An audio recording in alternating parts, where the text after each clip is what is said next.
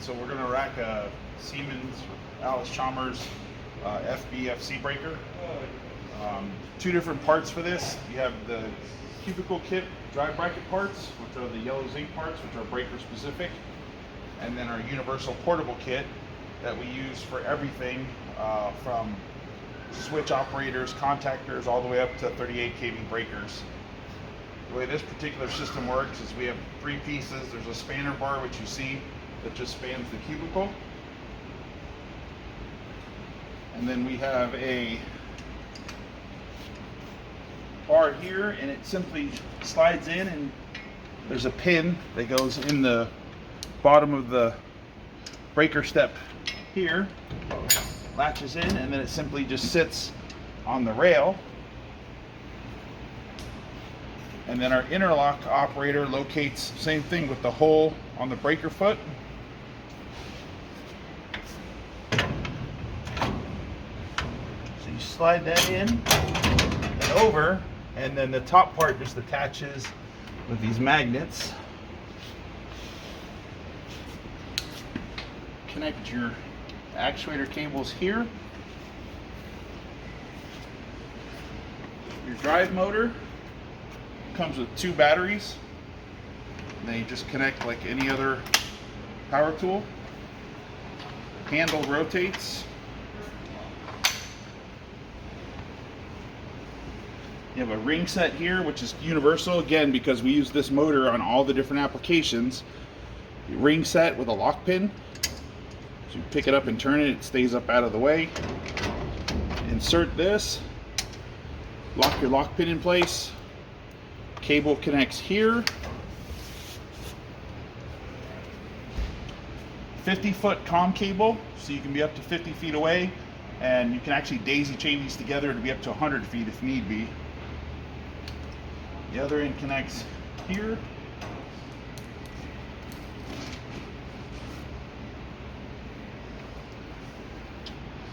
And the last part is your handheld, where we actually rack the breaker from. And the other end of your cable plugs in to your handheld. So to power this up and get started, your power button, also your e-stop button. So if you just turn this, it springs up, powers up, gives you the first screen, and you can see FB FC breaker, and it goes by pretty quick.